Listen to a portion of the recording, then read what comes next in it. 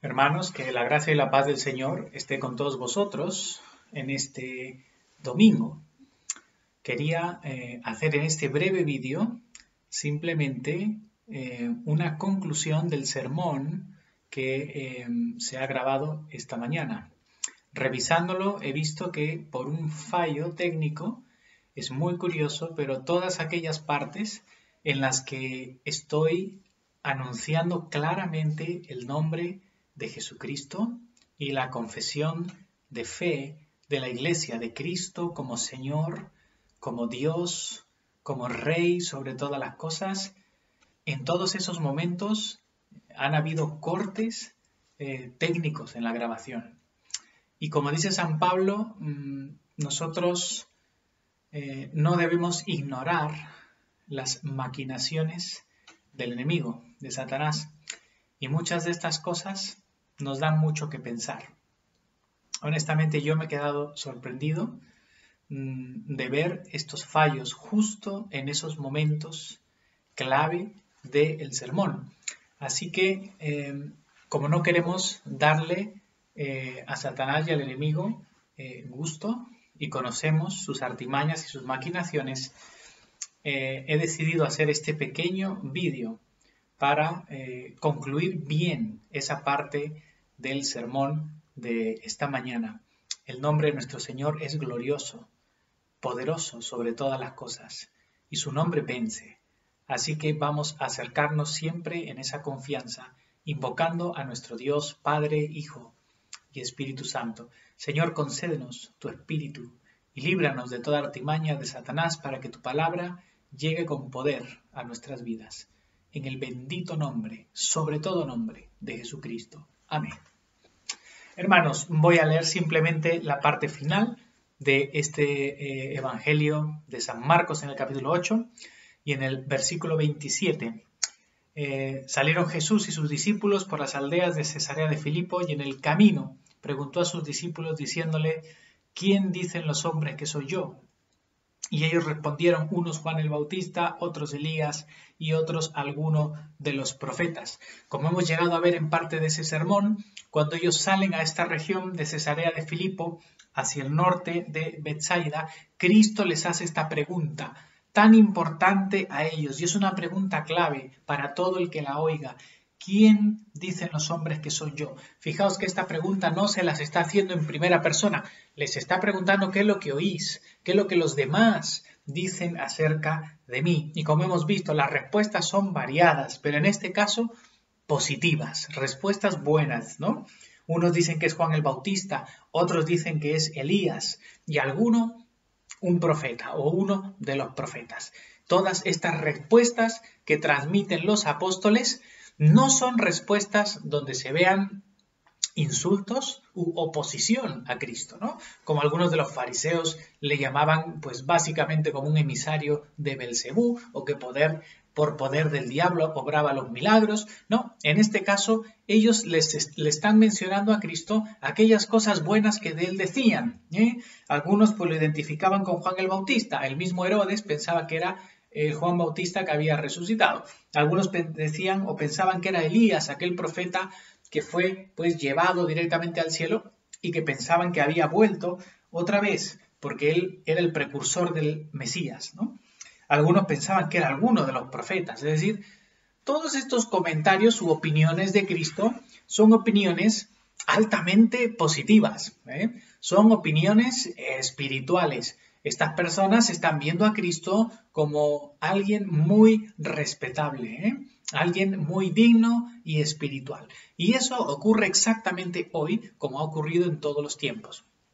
Hay muchas personas que piensan cosas muy buenas de Jesús. Piensan que ha sido y es un gran profeta, ¿verdad? Un altísimo profeta, altamente respetado. Por ejemplo, los musulmanes creen eso. Para los musulmanes Cristo no es malo. Para los musulmanes Cristo es un profeta de muy alto calibre y de gran respeto, digno de gran respeto para los musulmanes. Curiosamente, más que para los judíos, ¿no? Los judíos desprecian más bien a Cristo como aquel que se quiso hacer un falso Mesías, ¿no? Y lo hallan en el infierno, ¿no? En la zona más terrible del infierno. Pero curiosamente para los musulmanes no. Para ellos Cristo es un profeta y un gran profeta. Bien, para otros, en unas sectas esotéricas, en la nueva era, en todos estos grupos místicos y esotéricos, herederos de los gnósticos y de todos esos pensamientos orientalistas, y mucho de la New Age del día de hoy, dirá que Cristo es un maestro altísimo, un gran maestro, un gran iluminado, es realmente un profeta de Dios. Y en muchas sectas y grupos falsos igualmente tienen una posición acerca de Cristo muy elevada. Pero para ninguno de ellos Cristo es verdaderamente el Hijo eterno de Dios, Dios encarnado. Y aquí está el gran y gravísimo problema. Todas estas personas a las que hacen referencia a los apóstoles tenían una buena opinión acerca de Cristo, pero para ellos Cristo no era, Jesús no era el Mesías, el verdadero Hijo de Dios que siendo Dios eterno tuvo que venir a encarnar en este mundo, vivir asumiendo una naturaleza siendo Él Dios eterno y morir en la cruz para salvarnos. Es que tenemos que comprender que el único Cristo que puede salvarnos es aquel que es verdadero Dios y verdadero hombre. Porque Dios mismo tenía que asumir la naturaleza humana para poder, como Dios y hombre, vivir en este mundo y en esa naturaleza humana realmente Él representar al hombre caído al momento de ir a la cruz. La Iglesia ha defendido esto desde el principio.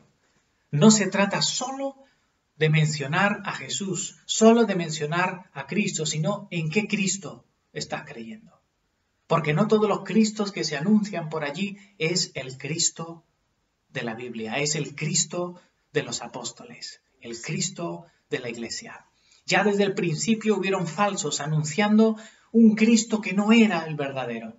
Estuvieron los gnósticos, el apóstol Juan discute con ellos. Ellos decían, no, ese Cristo no se hizo carne, de verdad, ese Cristo solamente tenía apariencia de carne, era como un holograma, pero no tenía materia. Y el apóstol Juan escribe, primera de Juan, lo que hemos visto desde el principio, lo que nuestras manos han tocado, lo que nuestros oídos han oído tocante al verbo de vida. Nuestras manos han tocado al Hijo de Dios. No, el Hijo de Dios, Dios eterno, se hizo carne de verdad, porque si no era un hombre verdadero no podía morir por nosotros en la cruz, no podía representar a los hombres, a la humanidad, muriendo en la cruz. Y San Juan dice, este testimonio es el que os hemos dado para que tengáis comunión con nosotros. Y nuestra comunión es con el Padre y con su Hijo Jesucristo. Y si tenéis comunión con nosotros, tenéis comunión con el Padre y el Hijo. La comunión verdadera con el Padre y el Hijo, con nuestro Dios verdadero, es recibiendo el testimonio apostólico de quién es verdaderamente Jesús. Y Jesús es Dios. Esa es la confesión básica y central de la Iglesia. Jesucristo es el Señor. Y el Kyries, el Señor, significa Él es Dios. Yahvé mismo vendrá a salvarlos, dice el Antiguo Testamento. Cristo mismo tenía que venir y salvarnos.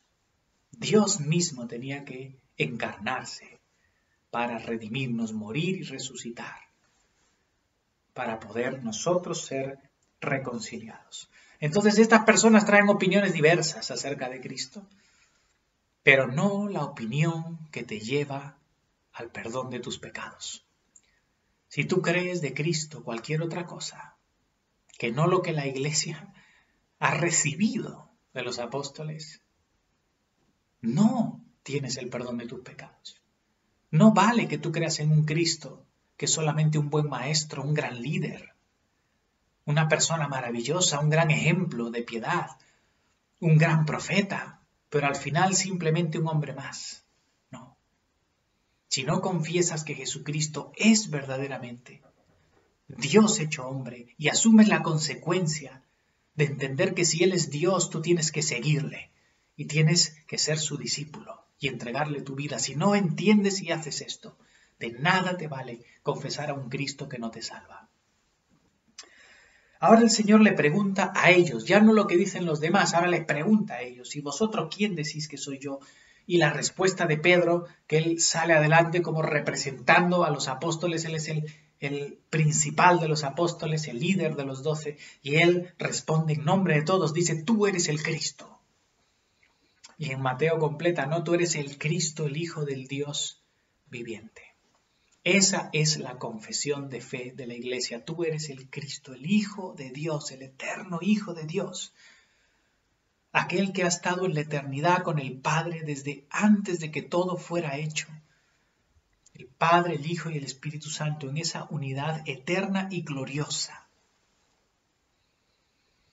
Esa es la confesión de quién es nuestro glorioso Señor Jesucristo. Y esa es la pregunta más importante para ti. ¿Quién es Cristo para ti? ¿Quién es Cristo para ti? Y si para ti es verdaderamente el Señor, es verdaderamente Dios hecho hombre, Él te llama a lo siguiente. Él dice, comenzó a enseñarles que era necesario al Hijo del Hombre padecer mucho y ser desechado de los ancianos, de los principales sacerdotes, por los escribas, y ser muerto y resucitar al tercer día. Cristo les enseña que este Mesías, el Hijo eterno de Dios, no venía ya para triunfar como Rey glorioso, sino que primero Él tenía que pasar por la cruz. Él primero tenía que pasar por el rechazo de su propio pueblo. Él tenía que pasar por el rechazo del ser humano caído en su pecado y morir en la cruz, porque en la cruz tenía que pagar el precio de reconciliarnos con Dios. En la cruz tenía que vencer la muerte, pisotear la cabeza de Satanás, aplastar la cabeza de Satanás y manifestar la salvación y la gloria de Dios. Cristo vencía en la cruz al pecado, a la muerte y a Satanás. Y es el sacrificio perfecto, entregando allí su vida, su sangre preciosa, el sacrificio perfecto para el perdón de nuestros pecados y amistarnos, reconciliarnos con Dios, para unir otra vez el cielo y la tierra. Pedro en ese momento intenta reconvenir al Señor y decirle, Señor, que no te pase esto. Y lo vemos también en los otros evangelios. San Pedro diciéndole al Señor, Señor, no hagas esto, que no sufras tú estas cosas. Y el Señor de inmediato da la vuelta, mira a sus discípulos y les reprende. Y le dice a Pedro, quítate delante de mí, Satanás, porque no pones la mira en las cosas de Dios, sino en las de los hombres. Este amado Pedro, que hace 2 minutos había hecho la confesión perfecta de fe, a los 2 minutos está tropezando torpemente y volviéndose un emisario de Satanás para hacerle tropiezo al Señor, para hacerle de tentación al Señor. Y no es que Pedro fuese del diablo, pero Pedro, sin darse cuenta, está con su boca haciéndole tropiezo al Señor. Y Pedro no es que tenía mala intención, Pedro tenía muy buena intención, porque él estaba hablando por amor al Señor. Él lo que quería era que Cristo no sufriese, que su Señor no padeciese, sino que sea el Rey, el Señor, y que todos lo reconozcan. Pero en ese momento Pedro está con la vista muy corta. Está poniendo los ojos en las cosas de este mundo y no en la voluntad de Dios. Era necesario que el Cristo padeciese en la cruz. Si Cristo no moría en la cruz, no hay salvación para nosotros. Si Cristo no moría y se entregaba en la cruz, en el altar de la cruz como el sacrificio por nosotros, no había forma de redimirnos. Sin derramamiento de sangre, dice el Antiguo Testamento, no hay remisión de pecados. Uno tenía que morir en la cruz, uno que tenga un valor eterno para pagar el precio de nuestra deuda eterna. Uno tenía que morir allí para destruir la muerte y tenía que ser uno que sea Dios y hombre, Jesucristo, nuestro Señor. Era necesario, pero Pedro no lo estaba viendo. Pedro estaba viendo las cosas con la vista en el mundo. Y las palabras que salen de su boca son con toda la buena intención, pero con los ojos puestos en el mundo. Y esto es en lo que tenemos que tener cuidado nosotros. No siempre las buenas intenciones nos van a llevar a lo que es correcto delante de Dios. Podemos tener muchas buenas intenciones al hacer y decir cosas, pero si nuestros ojos no están puestos en el lugar correcto, si nuestros ojos están puestos en el mundo y no en la voluntad de Dios, vamos a errar, vamos a pecar y vamos a llevar a alguien al pecado. Y eso es lo que Pedro está haciendo aquí. Pero luego, por supuesto, Pedro se arrepiente y es corregido por el Señor. Pero nosotros tenemos que tener cuidado en nuestras vidas de hacer lo mismo. Cada vez que decimos algo, que aconsejamos algo a alguien, tenemos que asegurarnos mucho primero de dónde están puestos nuestros ojos, si están puestos en el cielo y la voluntad de Dios o si están puestos en este mundo y en las cosas temporales de este mundo. Porque si con buena intención vas a decir algo con los ojos puestos en este mundo y en las vanidades de esta vida y en los logros de esta vida, vas a pecar y vas a llevar a alguien a pecar. Pero si lo que sale por tu boca con buena intención es con los ojos puestos en la gloria de Dios, en la voluntad de Dios, lo que digas será para vida, será para el bien de tu alma y del que te oye. Así que aprendamos de este ejemplo de Pedro. Y también cuando oímos lo que alguien nos dice, cuando alguien nos da un consejo, una palabra, o escuchamos cualquier tipo de exhortación, examina, como lo hizo aquí el Señor Jesús, de dónde proviene esto. Puede haber muy buena intención, puede haber mucho cariño, pero esas palabras que llegan a mí provienen de unos ojos que están mirando al cielo, la voluntad de Dios, o que están mirando a este mundo. Y tenemos que discernir y decidir rechazar lo que no viene del cielo, como hizo aquí el Señor Jesucristo. Y finalmente el Señor, llamando a la gente, dice, y a sus discípulos, es decir, a todos los que estaban allí, les dice, si alguno quiere venir en pos de mí, niéguese a sí mismo, tome su cruz y sígame. Este mensaje lo hemos oído en la semana un par de veces, este versículo, este llamamiento del Señor, y el Señor nos lo vuelve a poner aquí, y esto es muy importante. Todos los que estaban rodeando a Cristo y estaban planteando seguirle o ya le estaban siguiendo de alguna manera, reciben esta exhortación.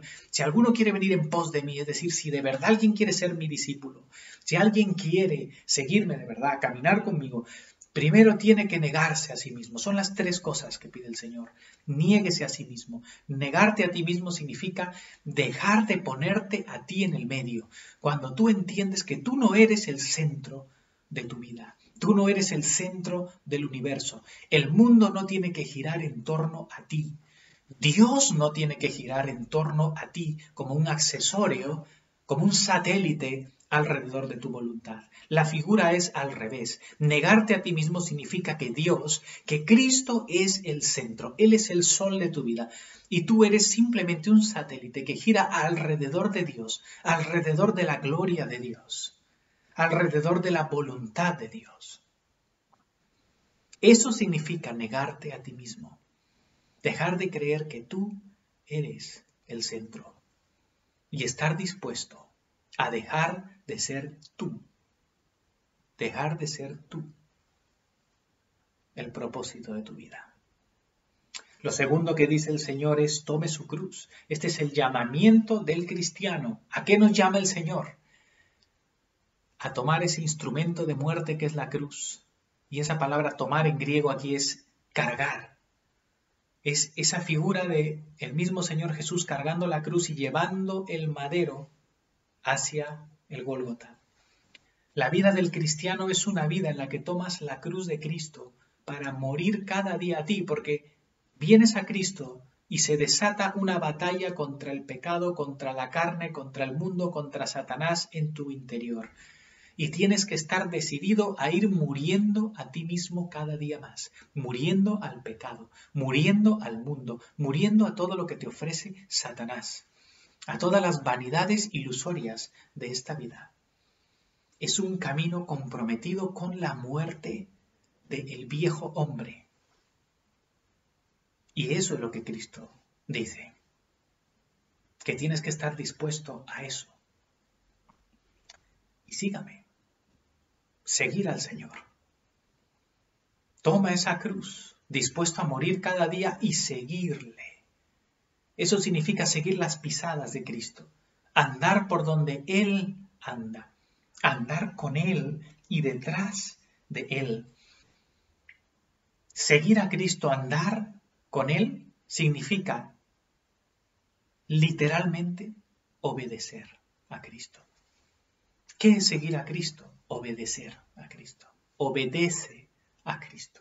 Obedece sus mandamientos. Seguir sus pasos. Hacer su voluntad y no tu voluntad. Eso significa seguir a Cristo. El que hace mis mandamientos, ese es el que me ama. Y yo le amaré, y mi Padre le amará, y mi Padre y yo vendremos y haremos morada con él. El que me ama, mis palabras guardará, dice el Señor. Guardar las palabras no es que te las guardes en el bolsillo, es que cumplas sus mandamientos, que obedezcas sus mandamientos. Y eso es la disposición de seguir a Cristo. Seguir a Cristo en obediencia, cumpliendo sus mandamientos. Hacer lo que Él te dice. Por eso San Juan nos dice en sus epístolas, en 1 Juan 1:5, este es el mensaje que hemos oído de Él y os anunciamos. Dios es luz y no hay ninguna tinieblas en Él. Si decimos que tenemos comunión con Él y andamos en tinieblas, mentimos y no practicamos la verdad. Es decir, si tenemos comunión con Dios y decimos que tenemos comunión con Él y andamos, caminamos en las tinieblas, en el pecado, estamos mintiendo. No practicamos la verdad. Pero si andamos en luz, es decir, si andamos en obediencia a Cristo, en la luz de Cristo, como Él está en luz, tenemos comunión unos con otros, como iglesia, y la sangre de Cristo, su Hijo, nos limpia de todo pecado. Y en el capítulo 2:4 dice, el que dice yo le conozco, el que dice yo conozco a Cristo, el que dice yo le conozco y no guarda sus mandamientos, el tal es mentiroso, y la verdad no está en él. Pero el que guarda su palabra, el que obedece su palabra, el que procura obedecer su palabra, en este verdaderamente el amor de Dios se ha perfeccionado. Por esto sabemos que estamos en él. El que dice que permanece en él, debe andar como él anduvo. El que dice que permanece en Cristo debe andar como Cristo andó. Es decir, debe seguirle en los mismos pasos, en esa obediencia. Este es un llamamiento claro para todos nosotros y por eso yo no quería que esta parte del sermón se perdiera. Y estoy convencido que aquí hay algo espiritual que no quería que esta parte del sermón se dé. Pero doy gloria al Señor, que Él me hizo verlo y darme cuenta que el nombre de Cristo se ha anunciado, que su reino glorioso, su deidad, su gloria, sea manifestada por nuestra boca, nuestro Dios santo, santo, santo, Padre, Hijo, Espíritu Santo, glorioso Hijo Jesucristo, Señor y Salvador. Termina el Señor diciendo, porque todo el que quiera salvar su vida la perderá, y todo el que pierda su vida por causa de mí y del Evangelio la salvará. Esta es la reflexión del Señor y la paradoja de la cruz, como ya lo he mencionado en otros momentos. Si tú crees que vas a salvar tu vida, guardando tus propios deseos, haciendo lo que tú quieres y desechando la voluntad de Dios, te vas a condenar. No eres libre, eres esclavo de ti mismo y del diablo. Y te vas a condenar. Pero si tú estás dispuesto a negarte a ti mismo, a tomar tu cruz, a seguir a Cristo, a renunciar a esos deseos, a tu vida vana, a todo lo que tu mente en este mundo piensa. Si tú mueres y renuncias a eso por seguir a Cristo, allí vas a salvar tu vida. Vas a encontrar el verdadero propósito y sentido de la vida. Vas a encontrar a Cristo, vas a encontrar a Dios, que es el único que le va a dar sentido y salvación a tu vida. ¿De qué te aprovechará, dice, si el hombre ganare todo el mundo y perdiere su alma? ¿De qué le aprovecha al ser humano ganar en esta vida todo cuando es temporal? Riquezas, dinero, diversión, ocio, pecados y vanidades de este mundo. Por eso es vanidad, es vacío. ¿De qué nos sirve llenarnos de todo eso si un día vas a morir y vas a rendir cuentas a Dios? Y te vas a condenar. Si no fuiste con el perdón de tus pecados, si no fuiste y moriste en la gracia de Dios, si no estuviste realmente salvado en Cristo, si no mueres en Él, ¿qué recompensa dar al hombre por su alma? ¿Qué le vas a decir a Dios ese día del juicio? ¿Qué recompensa vas a querer dar tú por tu alma si lo único que hay en nosotros es pecado? Necesitas a Cristo de tu parte, el perdón de tus pecados. Esa es la paradoja de la cruz. Entregando tu vida a Cristo, muriendo a ti mismo, tienes vida de verdad. Porque el que se avergonzare de mí, de mis palabras en esta generación adúltera y pecadora, el Hijo del Hombre se avergonzará también de él cuando venga en la gloria de su Padre con sus santos ángeles. Si tú en esta vida rechazas a Cristo, te avergüenzas de Cristo, te apartas de Cristo, sea que ya estás siguiendo a Cristo o sea que estás siendo llamado a seguir a Cristo, si tú no oyes esa voz, si tú resistes con tu corazón duro a ese llamado al arrepentimiento y a la fe y a seguir a Cristo y le rechazas y te avergüenzas de sus palabras en esta generación adúltera y pecadora, te vas a perder y el Señor se avergonzará también de ti en el día del juicio, delante del Padre.